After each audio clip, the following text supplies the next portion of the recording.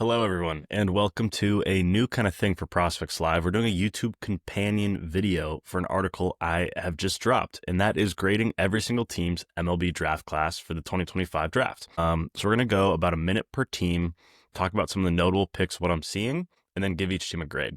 There's important kind of like notes that I need to make before we actually start this thing, and that is we don't really know how good these draft classes are going to be, right? It's all just you're throwing pennies in a wishing well at this point. We don't know how these prospects are going to develop. But I do think some teams made smarter picks than others at acquiring top-end talent and sleeper talent down the board, and I want to highlight those teams. So all of our grades are going to be between A+ and C- throughout this exercise. I don't think there's any way for a team to get a D draft grade the day after the draft unless they monumentally overpaid for someone who was really bad. Now, we didn't see that in this draft, and you rarely ever do, right? These are smart front offices. So without further ado, let's get into it. So we're going to be using the MLB Draft Tracker website here. We're just going to have all the picks in kind of a neat format. We're going to do this kind of screen share style for you guys right here, and we're going to go in alphabetical order.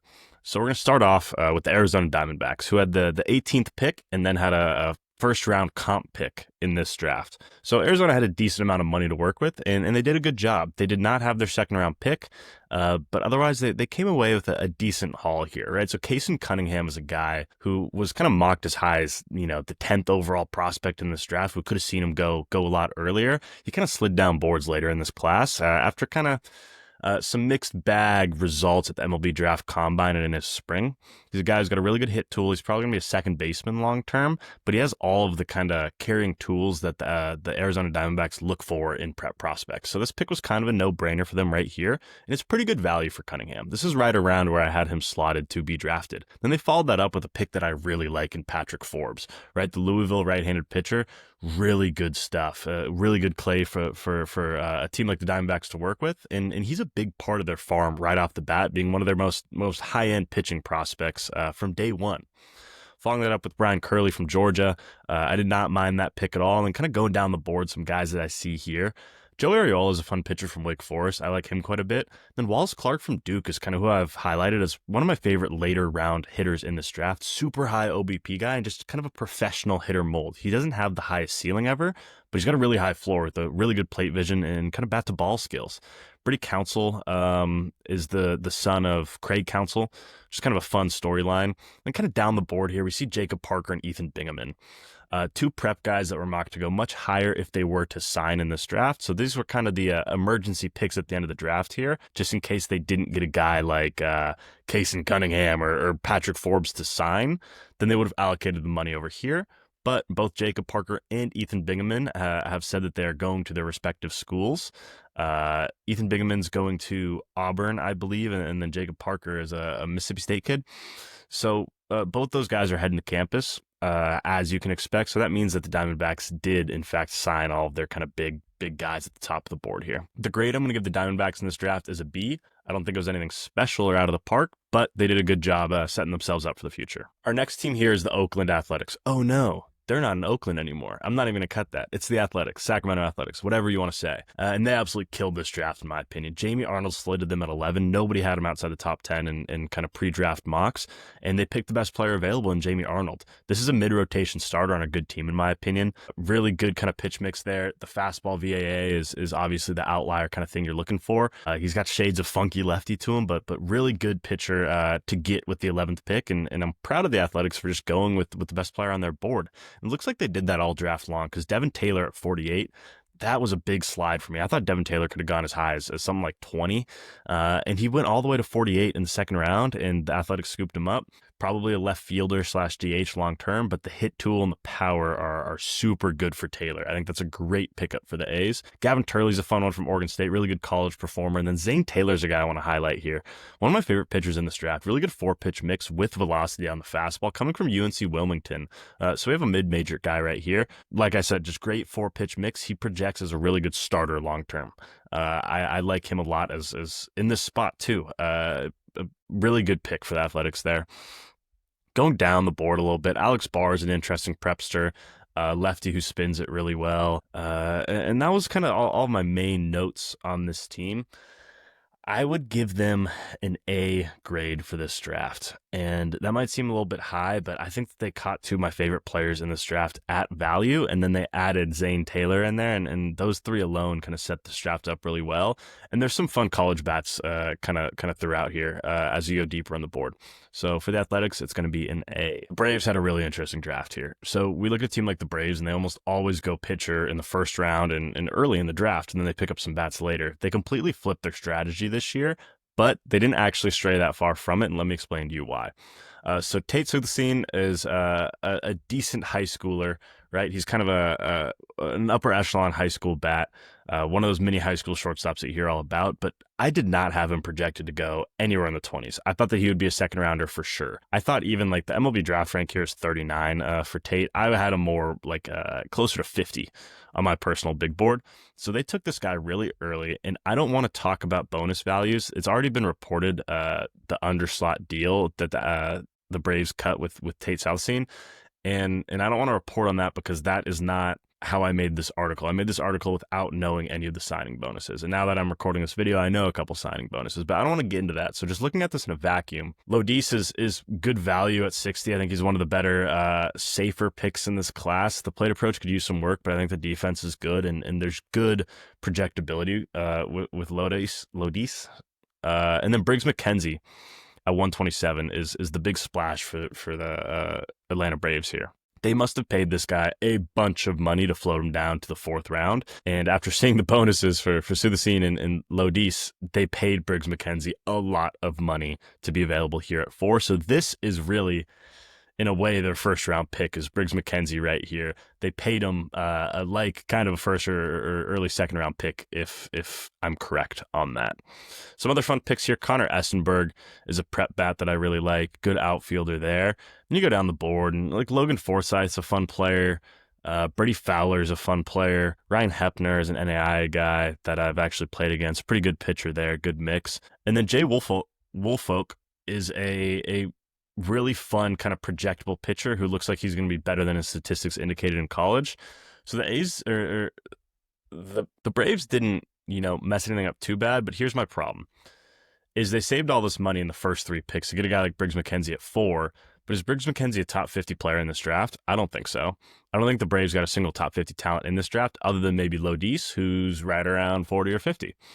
So when you take all of that into account, they tried playing the money game, but I don't like the guys that they played that game with. And I don't think that they got the top-end talent that you expect a team to get if they do have a first-round pick. So I gave the Braves one of my harsher grades of the day at a C. Looking ahead here to the Baltimore Orioles. Now, this is one of the most fun draft classes of all of 2025, right? Ike Irish, Caden Bodine, Vahiva Aloy, Slater DeBrun, and Joseph Zirwa as your first 5 picks is an absolutely just stacked way to go about things. And then picking up JT Quinn and RJ Austin at the end of day 1. I mean, seven day 1 picks is the most of any team by 2. The next closest team at 5, and they absolutely nailed all of them, if I'm being honest. Ike Irish slid down boards due to off-the-field concerns, so getting him at 19 is great value. I had him mocked at number 9 to Cincinnati. Caden Bodine sliding to 30 is huge for me. I think he's a top 15 talent in this class because he's really good with the glove. He's got a super safe hit tool. It's just future big leaguers is written all over Caden Bodine. But interesting how they manage him with a guy like Adley Rutschman because Bodine's going to fly through the system. Vahiva Loy, a Golden Spikes winner, obviously, slid a little bit in this draft. I thought he might go a little bit early. There's project in Aloy, but you could get a Javier Baez type out of him, as people love to comp. Slater DeBrun slipped a little bit too, all the way down to 37, right? He's a top 30 player in this draft. Really fun prepster. He's also a rapper. Look it up if you don't know what I'm talking about. Joseph Zirwa out of Michigan State performed really, really well this year. Left-handed thrower, pretty good stuff, and just really good pitchability all around. And then the fun names like JT Quinn and RJ Austin. I don't want to hang on this point for too long, but I just think the Orioles did so good with their day 1 picks, and that's what really matters at the end of the day, that there's no grade I could give them other than an A. Moving on to the Boston Red Sox here. The Red Sox got some really good pitchers in this draft, man. Kyson Witherspoon, Marcus Phillips, right off the bat. 2 really good pitchers. Kyson Witherspoon slid a little bit down to 15. A lot of people had him within the top 12 or so. I think 15 is the perfect landing spot for him. Short arm action, kind of funky pitch mix on the guy, but it's going to work. It's going to get batters out. I don't know if I see the upside that some others do, but really good SP4 all over Witherspoon, and he's a big-time college performer out of Oklahoma, so it counts for something, right? Miles Patton out of Texas A&M, I was able to interview him at the draft combine. Really smart pitcher. Obviously, A&M had a down year, but he was a starter for him on a really good team. And then Maximus Martin out of Kansas State is kind of one of my favorite late round hitters in this draft, kind of utility capabilities on Martin. And then down the way, I mean, Carter Rasmussen. I mean, great last name on the guy. So he must be good, is what I'm hearing. Fabian Bonilla is a guy who I don't expect to get signed, but he is kind of a fun profile, in my opinion. I saw him at the combine as well, out of Puerto Rico, which is something to get kind of excited about. For the Red Sox, the grade I ended up settling on was a B+. Just because I'm not the biggest Witherspoon guy. Phillips is good, but they took him pretty early. And Ianson, I don't know how I missed Ianson. I got to talk about him super fast. It's a B+ because getting a guy like Ianson at 87 is a big deal. This is a guy that I could have seen going in the first round, top 30, top 35. Sliding all the way to 87, they definitely had to pay up. They saved some money on Marcus Phillips, which is good. But Ianson is a big-time college performer. We saw it in the World Series. He's a national champion. He has starting pitcher written all over him. And when I talked to Rock Chalowski, who's the best hitter in college baseball, and was last year as well, despite being a sophomore, he said Anthony Ianson was the hardest at bat for him. I'm going to choose to take that guy's word over anyone else's. We got the Chicago Cubs here checking in with Ethan Conrad as their first overall pick at 17. It was a little early for him, but he fits the Cubs really well. Caleb Wing is a guy I want to highlight here. Really, really good prep pitcher. I think getting him at 121 is a value. I think Pipeline's actually correct here. 87. He's a top 100 player in this class, in my opinion. And then Josiah Hartshorn here. Looked really good at the combine, a good prep outfielder. He's a switch hitter too, which is something you really like to see. There's a lot of upside with Hartshorn. And Pierce Coppola out of Florida is just a solid college pitcher. Justin Stransky out of Fresno State's one of the better senior draft picks of this class. And you can tell that they prioritize him because taking a senior catcher in the 10th round is significant in my opinion. Logan Poteet's another name that I really like in here. The Cubs did okay. I don't think that they did anything special. I don't think Ethan Conrad is a swing for the fences move when there were some on the board. Kane Kepley, I do not love in the second round, no matter how much you underslotted him. I just don't like the profile that much there. Dominic Reed's cool, but once again, underslotting guys on day one, not the biggest fan of unless you're going to do it with your first pick. So I settled on a B draft grade for the Cubs. Chicago White Sox caught the Billy Carlson slide, pseudo slide, if you will, and got him at pick number 10. I had him inside the top 10. So this is good value there. And then they followed it up with another great prep pick in Jaden Foskey. And this is a guy who rose really late in the cycle for me when I kind of did my more advanced research on him. He is going to be such an advanced hitter for his level, and he was announced as an outfielder instead of a catcher, which I really like. Kyle O'Deese, obviously not a bad ball player at all. And then you got to go down the board here, and a guy who catches my eyes, Riley Eichhoff, the third starting pitcher on this Coastal Carolina team, the command merchant behind Morrison and Flukie. Riley Eichhoff's a really, really good pitcher, and he doesn't have any elite traits or whatnot other than the command, in my opinion. He's got a smaller frame, right? So 5'10", 180. He doesn't have any like dazzling stuff, but he's just a really good professional pitcher. Max Banks out of Washington interests me. That was UW's only pick of the whole draft. And yeah, Landon Payne was someone who I didn't mind as well. But looking at this thing in kind of totality, the White Sox did so good with their first two picks, getting Billy Carlson and Jaden Foskey, who are two of my favorite prep guys in this cycle, just gets them an A grade. And we're gonna actually stick it at an A- is what I have written down here, because the rest of the draft wasn't as strong as those top two picks, but I mean, Carlson and Foskey, look out for those guys in a good White Sox system. Checked in with the Cincinnati Reds here, who took Steele Hall at number 9. I was not a Steele Hall truther, if you will, heading into this draft cycle. I did not have him within my top 15. I thought he was kind of in that third tier of these prep shortstops, but the Reds, took him early and probably not at a discount. So Steele Hall went early, and I'm just not the biggest fan of that pick off the bat. Aaron Watson, however, I am a fan of. Really good pitcher out of Florida, the prep ranks, obviously. And the Mason Morris out of Ole Miss, I also did enjoy. And then the real pick that kind of solidified this draft from being kind of poor in my eyes is Mason DeVille. Getting him in the 4th round, catching his slide. I thought he could have gone in the top 50. I had him ranked in my top 50. It's a big time college performer with good traits that'll probably carry him through pro ball pretty fast. Out of Oregon, obviously my neck of the woods. Mason Neville was a great signing at 114, and they definitely had to pay up to get him. Eli Pitts in round 5 is not something I'm a fan of. I heard his bonus demands were absolutely insane, and the Reds decided to pay it, in my opinion. It's just not the right move to get that kind of prepster. I didn't see any defining traits with Pitts when I saw him at the combine. Going down the board too, guys, this is where it's kind of like, I don't know. I don't see a whole lot here. Miles Upchurch and Ethan Moore were the safe picks in case one of their top guys didn't sign. I don't think that either of those two are going to sign based on how they played their money games. This draft's having to pay up for guys like Neville and Steele Hall and Aaron Watson. But they're good names down the board if they do decide to somehow go to the Reds. But overall, this Reds draft class was one of the weakest of any team this cycle, and I gave them a C grade. I mean, the Cleveland Guardians, they shot for the fences here, and we'll see if it pays off, which is why this is going to be one of the hardest teams to grade. But they took Jace Laviolette at 27. One of the hardest players to scout, in my opinion, this year after such a good sophomore year and just really struggling this year. He looks like a platoon bat that really struggles against spin, and there's a lot of holes in Laviolette's game, but so much upside where I don't think any team could have taken him and I don't think I would have thought that it was a great move, in my opinion. I just think it's even a little high for Laviolette at this point, just based on what we've seen from him this past year. It's a really flawed tool set right now. It's really flawed. And I don't know that Cleveland's the team to develop him, but I'm trying to keep that out of my draft rankings here. I just don't know about Laviolette. It's such a hard guy to rank. And I'm sorry, Guardians fans, because your draft grade's gonna go down a little bit because of that first round selection. I thought that there were more interesting guys on the board. Dean Curley at 64 is great value. Aaron Walton in the comp round B is a little early for him, but I absolutely love the guy. If there's a guy that you want to kind of overslot, Aaron Walton is the guy, in my opinion, from the college class. And then Will Hines out of Canada. He's a prep pitcher out of Canada. It looks like Ontario. I mean, he was not on my radar on day one whatsoever. So Cleveland must have really, really liked him. But I don't personally see it from my scouting work on Hines. I think that this was a real reach. You're going to have to pay the guy some money, regardless of where you drafted him. I just don't love that one. Nelson Keljo is kind of a saving grace for this class, in my opinion.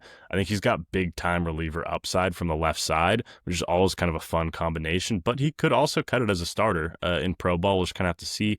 Ryan Prager is a really good pitcher.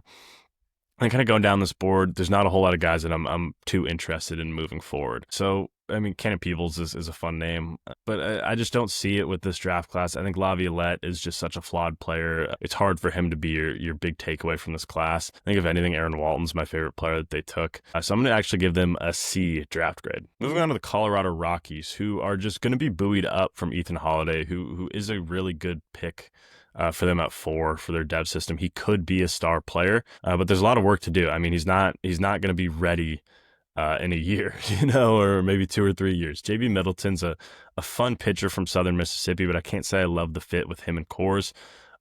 Max Bellew is a good player. He feels like every other Rockies outfielder that they've ever drafted. I'm just not sure I'm super moved by him. Second Texas outfielder that they drafted in a row, Jared Thomas last year. And then you get a little deeper, and there's a couple fun names, right? So Matt Klein's a really good catcher out of Louisville.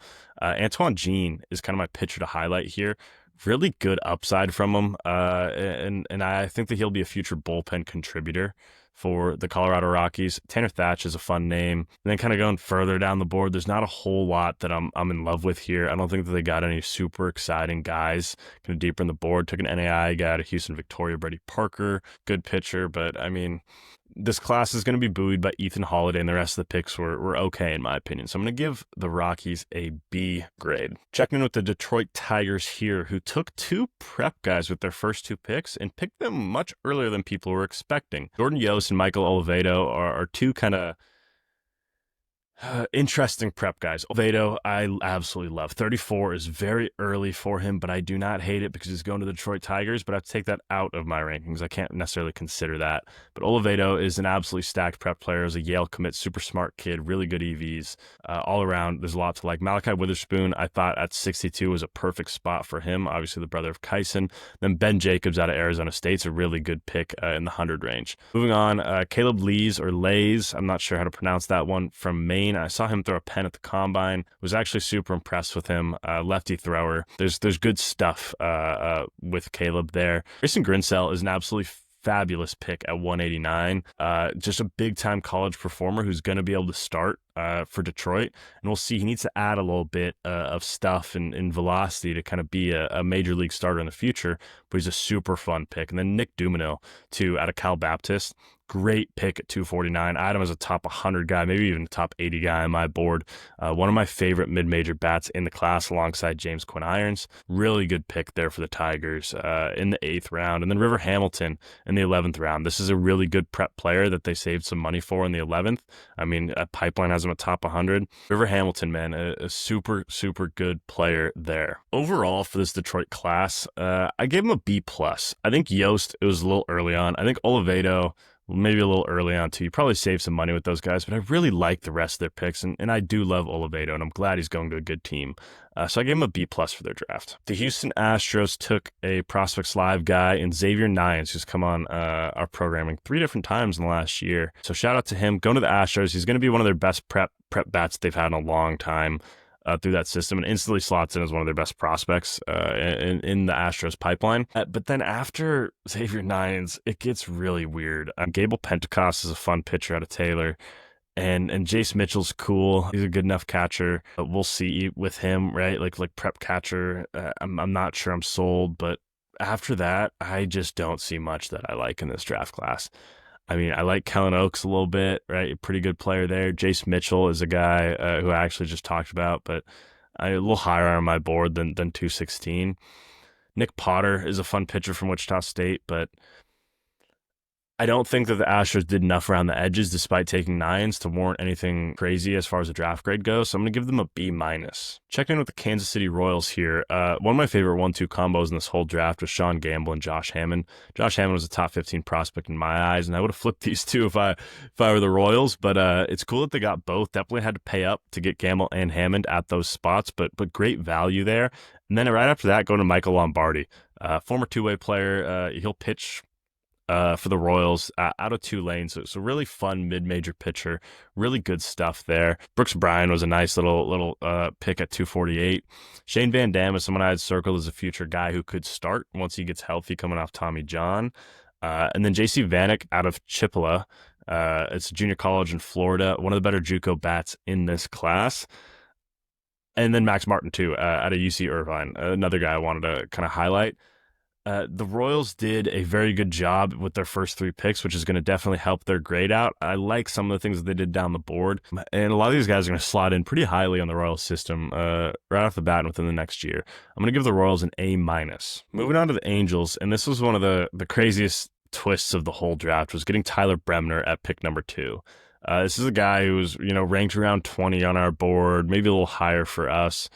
But Tyler Bremner, I did not expect to go in the top 5, let alone to the Angels, but it sounds like every team in the top 5 was kind of looking at Bremner. So I think my analysis was way off on this guy because every team wanted him, is what it sounds like. The Mariners wanted him at 3. And the Angels saved a bunch of money on Bremner, allowing them to get some really fun guys down the board. I mean, some of my favorite pitchers in this class are going to the Angels. I mean, Bremner's obviously a good pitcher. Chase Shores, absolute electric factory. And then Johnny Slawinski, one of my favorite prep pitchers in this class. Really good lefty, really polished. Then Nate Snead is a guy who could either relieve or start. We'll have to see what the Angels choose to do with him. I'll be interested to see that bonus because that'll probably determine where he starts out. He's got a mix and he throws gas, and he performed for Tennessee. Jake Monroe's a really advanced hitter from Louisville. C.J. Gray was a good pick. Isaiah Jackson. Lucas Malstedt out of Clemson is also a really fun pick. And then moving down the board here, Alton Davis out of Georgia. Really good pitcher. On Haley, really, really good pitcher at 349. This is who they saved all their money for, is to get a guy like Haley at 12. Just like the Angels always do, they pay guys millions of dollars down the board to have some fun in kind of these middle rounds with more underslot names. Really like Talon Haley. Even Xavier Mitchell, gonna cost some money. Good prep lefty pitcher. And then those are kind of all the guys I had noted here. TJ Ford's a fun switch hitting outfielder from the prep ranks, but the Angels did a crazy thing here taking Bremner early, but it worked out because they got guys like Swinski, Snead, CJ Gray, Talon Haley. Like they really got Alton Davis. They got some really, really kind of high-end pitching help this draft. I don't know if there's any hitter I absolutely love in this class, but man, do I like the pitchers. I think they navigated the board surprisingly well with their Bremner move. And due to me trying to remain a little bit more neutral here and not think about the Angels' flawed development system and the fast tracking of prospects, I'm going to give their draft class an A-. I mean, the Dodgers did it again, guys. I don't know how else to put it. This is one of the best draft classes of the year, and they had no money to work with. They traded for this pick, the Charles Davallon pick from the Cincinnati Reds for Gavin Lux. Looks like a great deal right now. Zachary Root from Arkansas, the great lefty starting pitcher, going at 40. I absolutely love that spot for him. The Dodgers will maximize him, no matter what you want to say about their pitching system and the injuries or whatnot. And Charles Davallon, Chuck, at 41 is an absolutely great pick. This is right around where I wanted to see him go. Also out of Arkansas, so two teammates moving on together, and will probably start pro ball in similar spots. Cam Leiter in the second round is a guy Jacob Maxwell highlighted as one of his favorite second round picks in this draft. I would agree with that. Cam Leiter is the kind of guy that the Dodgers are going to maximize in their system. And then this is the best pick of maybe the whole draft, is Landon Vidoric. This is a guy that simply the Dodgers will turn into a superstar. And you can book that right now, bookmark this, whatever, come back to me in 2 years and tell me that Landon Vidoric sucks. I'd be surprised, man. Some of the loudest tools in this draft with obvious holes that can be fixed pretty easily in a system like the Dodgers. Regardless of what team took him, Landon Vidoric at 104 is an awesome pick given how loud his tool set is. Mason Legenza and Mason Estrada in the 6th and 7th rounds were absolutely killer picks. Davion Hickson out of Rice, really good pitcher. Jack O'Connor out of Virginia, another really good pitcher. Logan Lunsford out of Wake Forest, another really, really good pitcher. They got a lot of my guys. Anson out of Oregon, just an awesome catcher, an awesome dude.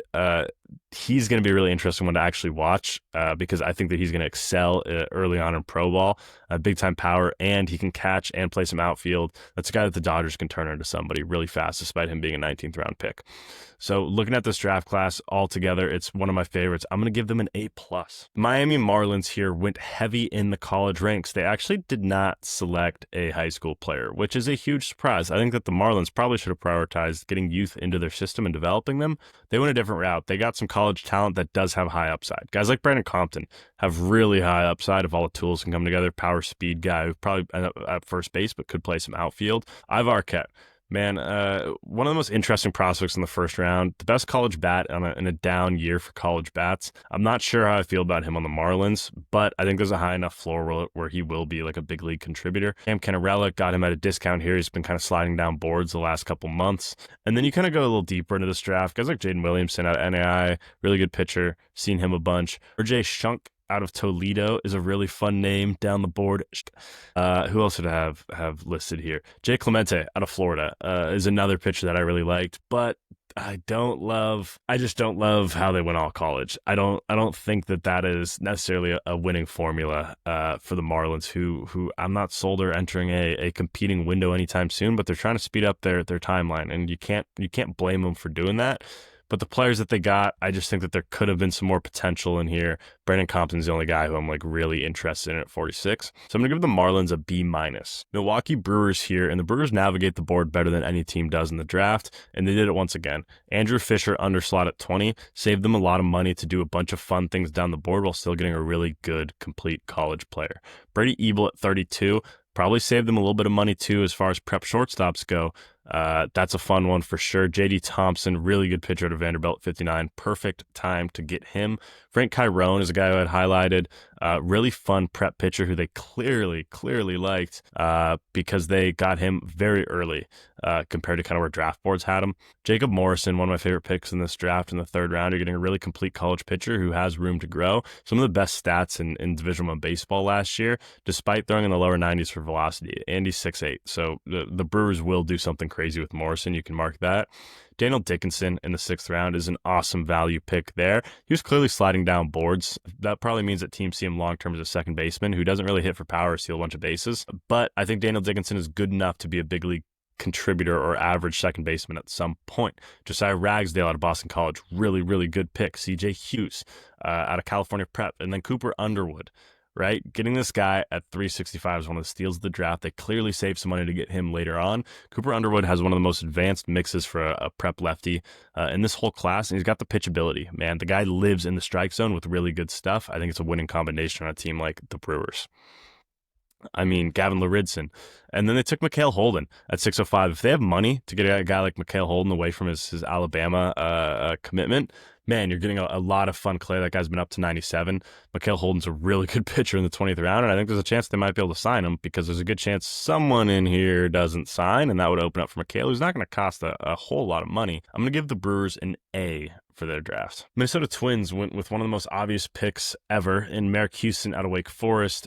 Good shortstop there. This is perfect range for him. The Twins were a team that everyone kind of mocked him to. And then Riley Quick in the second round, 36, or I guess technically the Comp A round. Riley Quick is one of the best pitchers in this class, man. He's got really good stuff. 3 fastballs, good off speed. Is just a really complete pitcher coming out of Alabama. He's a guy who really rose up my boards later in the draft cycle, right into the top 30, and above a lot of these other college pitchers who got taken ahead of him. Just so much potential there. The Twins can do something with him for sure. And then Quentin Young at 54, man. You definitely had to pay up for a guy like him, but huge power potential, man. He's obviously not going to be a third baseman, but I think there's a chance you could stick at third base. And Quentin Young is just one of the most high upside elite talents in this class as far as athleticism and power potential goes. James Ellwanger, really good pitcher at a DBU. And then Jason Reitz from Oregon is the huge guy, 6'11", 7 feet tall. Then Matt Barr and Bruin Agbayani. These are 2 of the best picks in the whole draft for me. Matt Barr, one of the best JUCO pitchers we've seen since Jacob Mizorowski. Elite stuff, committed to Tennessee. Ended up getting scooped up here in the 5th round. He's going to cost some money to take away from Tennessee. But if the Twins can snag him down, which I'm not sure that they can, I mean, Tennessee's going to be offering a lot of money for him to be a first-round pick next year. I mean, this is an absolute slam dunk pick in Matt Barr. Really good breakers, really elite fastball. Bruin Agbayani out of Hawaii. And this kid absolutely lit up the MLB draft combine. He's a scout's favorite. That's an awesome pick at 179. He has leadoff hitter in the major leagues written all over him. Really good on base skills, really good bat to ball, and enough power to get by. We'll just have to see where he can stick in the infield. Probably third base. We'll have to see if he can even play that well enough. And moving on, Justin Mitrovich from Elon. Absolute workhorse. Really good pitcher. Count Fang from Harvard. Pretty good stuff. Good clay to work with there. And that was all that I had written down. The Minnesota Twins had one of the most fun drafts, in my opinion. They got a lot of my guys that I kind of had circled. Matt Barr, I thought, could have gotten in the top 60 picks, and I wouldn't have been surprised. Quentin Young, Riley Quick, Merrick Houston, just really, really good value for the Twins all around, and they worked the board, man. They really worked the board. They get an A+. New York Mets had an interesting draft here. I mean, they went with Mitch Voit, with their first pick, saving them a bit of money for down the board. Getting Mitch Voit at 38 is exactly where I had him projected to go. Shout out Will Thompson, who had Mitch Voit high as well. He was just too good to slip all the way to like a 63. You know, just a really, really premier college bat. And they even list him as a two-way player. He used to pitch at Michigan, got Tommy John surgery, slid over to second base, and only hit this year. I would be surprised if they let him pitch again, but he will be an infield Swiss Army knife for them, and just a great hit tool, explosive athlete, good power potential, really well-built guy. And he has a great triple celebration. Moving down the board, Cam Tilley's kind of the only other guy I've highlighted here. He's kind of a fun pitcher out of Auburn. The rest of this draft, man, I know the Mets didn't have much money to work with, and they saved a little bit of money on Voit so that they could get some of these guys in the middle rounds here. But even then, I don't think that they played the board very well. I think they could have done a lot better, but I like their first round selection, and they didn't have a whole lot of options. We have to consider the money, so I'm going to give them a B-. The New York Yankees, much like the New York Mets, did not have a whole lot of money to work with. Obviously, no second-round pick, and their first-round pick got pushed back up around 40. And they went with Dax Kilby at 40, and I just don't get it, man. I just don't see it with Kilby. I don't. And then Caden Kent is like a super reach in the third round where they still could have gotten a player of value or like a good pitcher. Pico Cone is where they did kind of pick up the steam. That's the best pitcher that they took, obviously. Out of Mississippi State, good lefty, but I'm just not seeing it down the board. I'm not seeing it down the board. I'm not seeing it at the top of the board. Dax Kilby, it's early for him. I'm much lower on him than other people. I'm just not sure where you're getting the full value out of him. And then you just kind of got like Mac Hewer out of Texas Tech is fun. Blake Gillespie, a good pitcher out of UNC Charlotte. I'm just not seeing it, guys. I'm just not seeing where they maximized their money or got real players of talent outside of a guy like Pico Cone and Dax Kilby. I'm going to give the Yankees a C. Philadelphia Phillies here did an absolutely amazing thing in this draft, and they almost threw the no-hitter. 8 straight picks of pitchers, which is just absolutely awesome. And they took a bunch of high upside guys with a bunch of relief risk, which is kind of how you have to do it nowadays. Big stuff all around. Gage Wood, everyone knows him from the College World Series performance. Man, I think he can stick as a starter. 4+ pitches or whatnot. Kate Obermueller spins the ball at 3,000 RPMs. Went back to campus after being a draft eligible sophomore year last year, taken in the 19th round. Cody Bowker has an elite fastball, good VAA. That's going to be a really good reliever at some point in this Philadelphia system. Sean Youngerman, I think, can stick as a starter. One of my favorite players in this class. Talked to him a bunch in interviews and whatnot. Sean Youngerman is an electric factory with really, really good stuff, high upside stuff. You go down the board a little bit. Will Vierling out of Murray State, the catcher. I mean, the stock was boosted throughout the playoffs when everyone actually got to see him. That's an awesome pick at 341. That's a great signing there for a 4-year guy. And there's a couple other guys I like that. Like Landon Schaefer is not going to make it unless one of these big guys doesn't sign. But interesting there. And then Matthew Fisher. This is the guy I skipped over. Matthew Fisher in the 7th round is ridiculous. I don't know how they have the money for him. I really don't know how they had the money for Matthew Fisher, but clearly they made it work. They're going to be tight with some of these guys up top. They're going to have to get like Youngerman and Craig at a discount somehow. Matthew Fisher is a really good prep pitching talent, one of the best prep righties in this class. I don't know how they did it, but they did. So the Phillies, I mean, they get an A for me. Pittsburgh Pirates got my number 1 player on the board in Seth Hernandez. I mean, that really starts this whole thing off, right? Angel Cervantes at 50, really good prep pitcher as well. One of the best prep righties in this class with Fisher, who we just mentioned. And then Murph Gray at 73. I mean, just an awesome selection. I think Murph Gray can play really good defense at third base, better than average that people are saying. This guy was a Gold Glove finalist in college, and he's got all the potential to be an impact bat. Pirates really got themselves some good hitters here in Murph Gray, and then Easton Carmichael, the Oklahoma catcher, one of the best catchers in this draft. Really like him at 82. I think that's a really good spot for him. Gustavo Melendez out of Puerto Rico, really smooth shortstop. Adonis Guzman from Arizona, really good catcher with him and Easton Carmichael, man. I don't know how you walk away with both those guys. You're not ecstatic. It just depends if the Pirates can actually develop a catcher for the first time in their lives. Brett Iredale out of Arkansas, super fun pick. And then Jared Jones sliding all the way to the 9th round. I'm not sure what happened here. I thought Jared Jones should have gone a lot earlier. I don't know if they floated him down or whatnot. But Jared Jones is a really solid first base player who I could see making the major leagues. Absolutely. I think he's got all the tools to hit enough to get there. McLean Moody down the board, really fun prep pitcher out of Arkansas. Nick Frusco down the board is kind of your saving play if one of these guys up the board doesn't sign.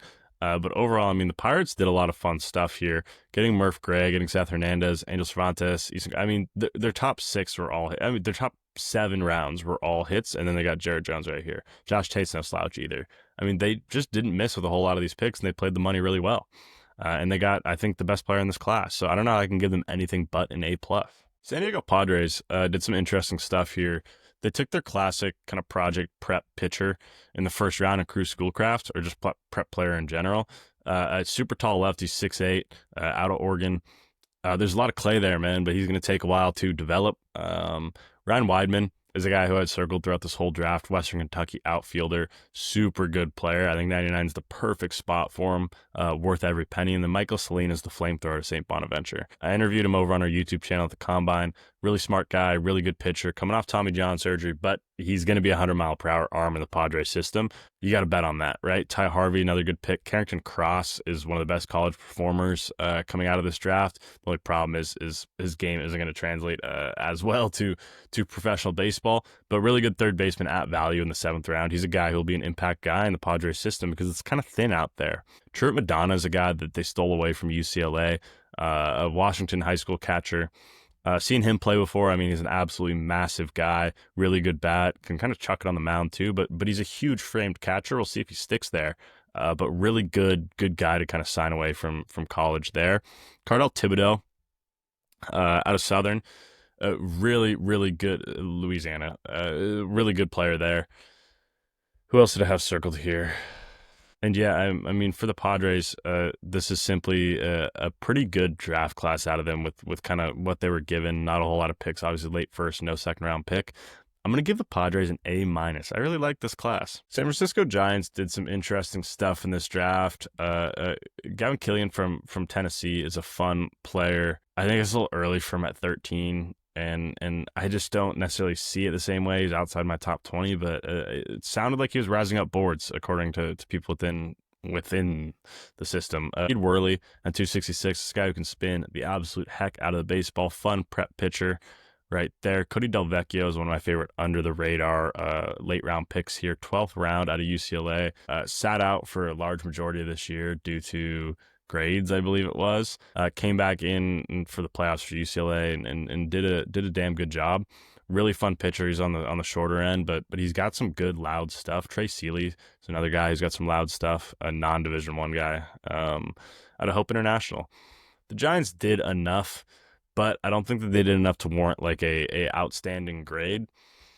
My biggest problem here is you don't have a second round pick, so you take Gavin Killian at the first round pick. I just don't think that that's where the value is for the Giants, who normally take really big swings on guys, and they chose to not take big swings this year.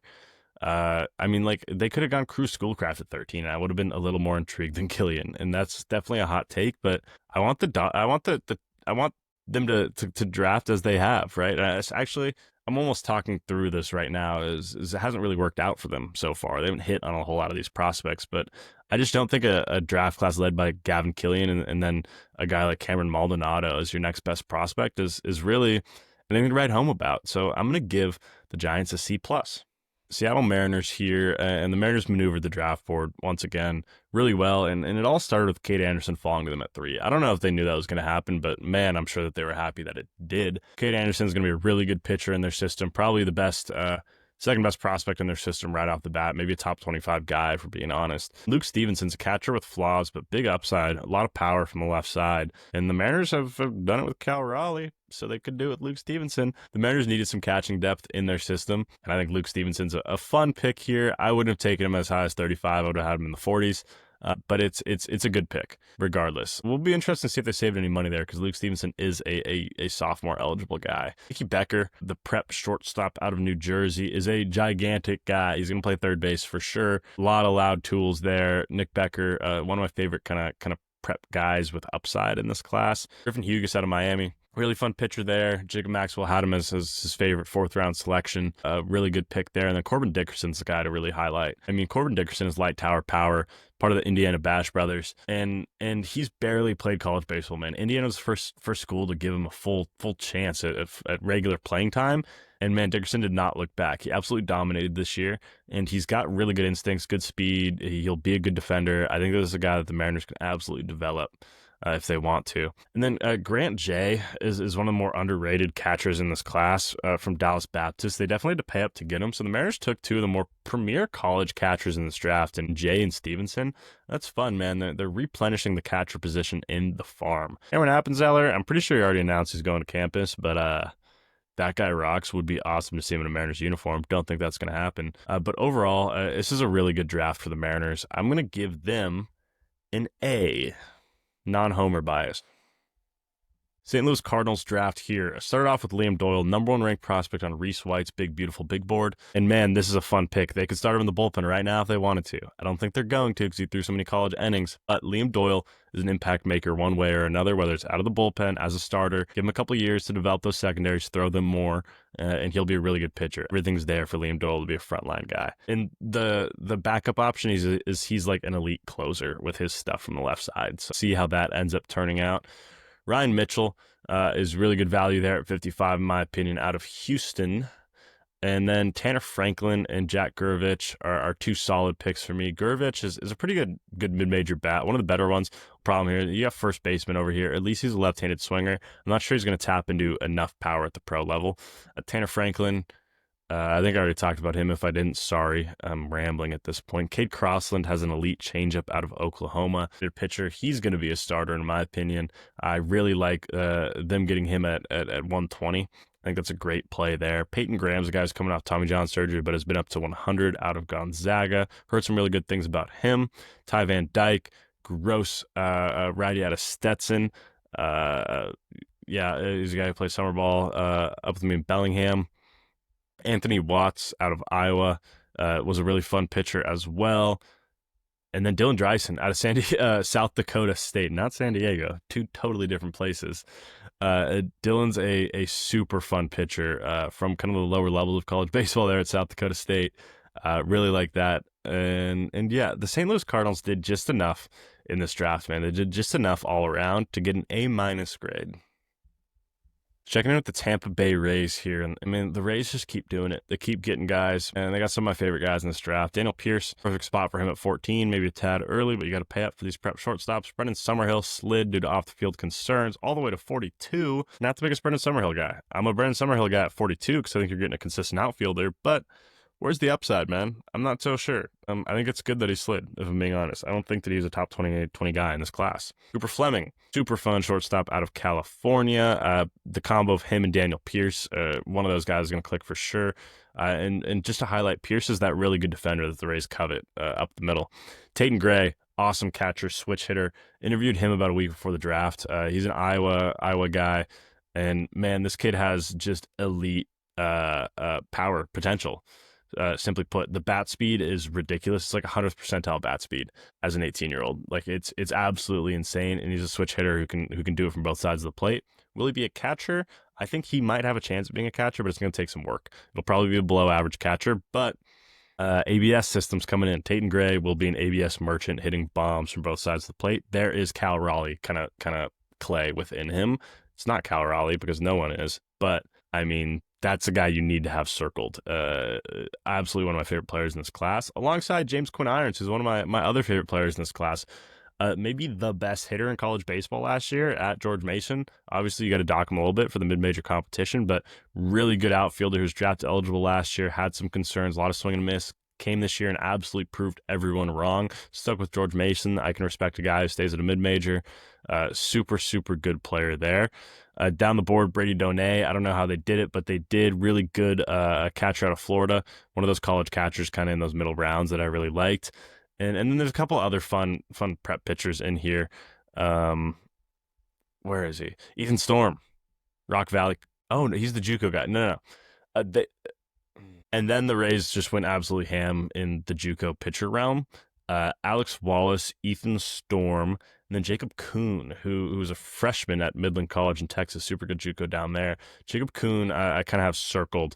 He was my favorite pitcher in this class, or at least in the Rays draft class. Just a guy who I looked up the stats and they're pretty elite. Watched some video on him too. A really good righty who's super young and has played good JUCO competition down there in Texas. The Rays just keep doing it, man. I'm going to give them an A- in this class. The only reason for that being is they didn't take my two favorite guys at the top, but they got them at value or whatever. Texas Rangers checking in with a fun draft class here. Gavin Feen is a top 10 guy on my board. I think him at 12 is an absolute steal for the Rangers. This is a guy that they can develop into an absolute difference maker, man. I mean, Gavin Feen could be a future top 10 prospect in my eyes.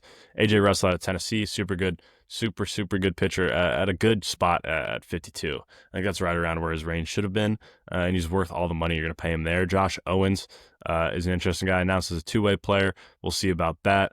Paxton Kling down the board a little bit out of Penn State, good outfielder. J.D. McReynolds is a guy I had circled. University of Central Missouri, really good pitcher. Good numbers. Jackson Grossman was another guy. Salt Lake Community College always has an interesting guy or two. Fun pitcher out of there. We'll see what happens when he gets in some warmer weather. Is Salt Lake even that cold? I'm not sure. That's beyond the point. I'm running out of time here. We're going to call the Texas Rangers draft class. Let me see what I had written down. It's a B. Texas Rangers get a B. Man, the Toronto Blue Jays did some super fun stuff in this draft. Got a bunch of my favorite players. And let's start at the top. JoJo Parker, one of the best prep shortstops in this class. Really balanced tool set. Could be a bunch of 60s across the board. We'll see. Nate Cook is one of the fastest guys in this class. The speed doesn't necessarily play on the base paths, but it plays on the defensive side. Awesome outfielder. He's going to be one of the best outfielders in the minors from the onset of him stepping on a field. Bucknam out of DBU. DBU had a bunch of really fun guys this draft cycle, and a lot of guys who went early. Shout out DBU, man. Really good pitcher, Bucknam. Tim Piacentine.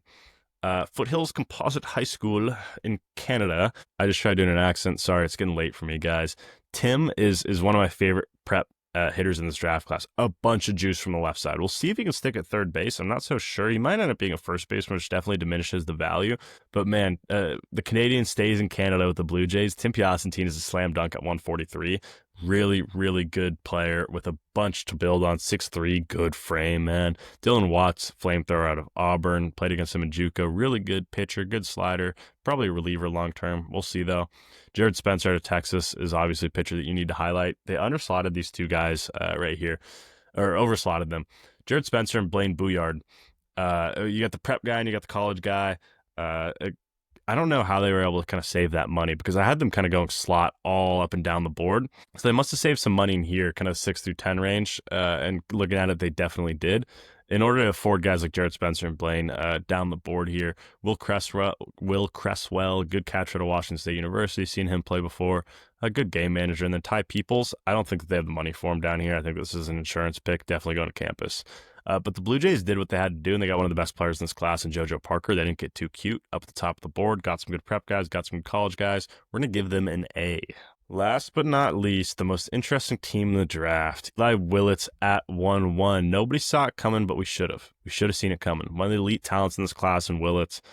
He's a top 5 player, probably the second or third ranked player in the class, and they saved a bunch of money, which allowed them to do some really fun things down the board. I mean, let's just start off here. Ethan Petrie out of South Carolina. I don't love it. I don't hate it. But then Landon Harmon, Miguel Cime Jr., and Coy James, back to back to back. Those are amazing picks, man. Coy James, I think could have gone, somewhere between 25 and 35 if a team really liked him. I think that he's a really, really good prospect. Miguel Cime Jr. can throw 100, and he's a prep pitcher. That's awesome. We'll see. He's got to develop a little bit more. And then Landon Harmon's one of the best pitchers in this class, in my opinion. Really good. Him and Coy James were two kind of prep guys I had circled from the onset, and they got these guys at 80 and 142 because they signed Eli Willits at 1. The influx of prep talent is absolutely insane in the national system. They killed this draft, man. And that's not even talking about, some of these guys down the board. I mean, underslotting Boston Smith at 6. I mean, Boston Smith was a guy who I didn't expect to go until super late in this draft. Home run leader in D1, but he's out of Wright State, super old, and he's a catcher who probably won't catch. We'll see about that one. And Boston Smith, I mean, probably signed for $50K or something like that. And the slot value is $380K. That's how you afford all of these guys at the top. And that's also how you get a guy like Ben Moore down the board. Puck, brother of, why am I forgetting his name? AJ Puck. I almost said JJ Puck. Owen Puck is the brother of AJ Puck. So there's family ties there. Jason Pike, I would be surprised if Washington had enough money for, but stranger things have happened. I don't think he's going to sign. If he does, that makes this class even better. But this is an A. This is an A draft class. If they get Mason Pike, it's an A+. I know Willits was a surprise to everyone, but this is what an A draft class looks like with getting elite prep talent. Okay, so now we're moving over to the tier list. And here you can see it, right? I just went over all the grades, and this is where they kind of finalized, man. Would I like there to be more balance on this tier maker? Yeah, I would. It's a lot of A's, man. The A's got an A. Baltimore, Milwaukee, Philadelphia, Seattle, Toronto, Washington, but all of those teams deserve it, in my opinion. I mean, I think there's a world where you could maybe knock the Mariners down to A-, maybe the Blue Jays. It just depends what you like. I thought Philly's draft strategy was absolutely awesome, getting an influx of arms into their system. And the A- were no slouches either. I think some of those teams were on the border of kind of the B+, like the Padres I'm not absolutely in love with. But you have to make some cuts here early. But I think the 3 draft classes that just stood above everything else were the Dodgers, the Twins, and the Pirates. They absolutely maximized what they had to work with, got the best player available at most spots, and just absolutely killed it up the board and then down the board too. That's the difference maker between these A's, these A-, right? Or the A+ and the A's, right? These guys got value all around the board. Some of these teams in the A's, they cooled off later in the draft or in the middle, right? And then the C's, man. Atlanta, Cincinnati, Cleveland, and New York. I like Cleveland's draft the most out of all of those. Maybe they're a C+. We'll have to see. I think I'm going to stick them at C for now. I'm not going to change my thoughts after the fact. But these are teams that just took players too early that I didn't like. And they took bad picks with their first pick, in my opinion. I just don't think that like Tate Soothasine or Dax Kilby were warranted of being a team's first pick in the draft if they weren't going to save a bunch of money later to make some moves. And these teams didn't make moves like I wanted to see. Like Briggs McKenzie is not the move to make in the draft, in my opinion. He's a good player, but is he worth taking Tate Southseen with your first pick? I'm just not sure that it is. But that's going to do it for me over here, guys. Let me know your thoughts. Please argue in the comments, man. We'll see if I decide to reply to them or not. That's a joke. I'll reply. Let me know where I messed up. Let me know where your favorite team was. Let me know what you would change. do all of that. Make your own tier list and send it to me. Tweet it at me at RasmussenBase on X. Do whatever you got to do, man, because I know that this is not an easy exercise for me, and I know that there's plenty of mistakes, but this is just one man's opinion. So I hope you guys enjoyed, and we'll see you next time at Prospects Live.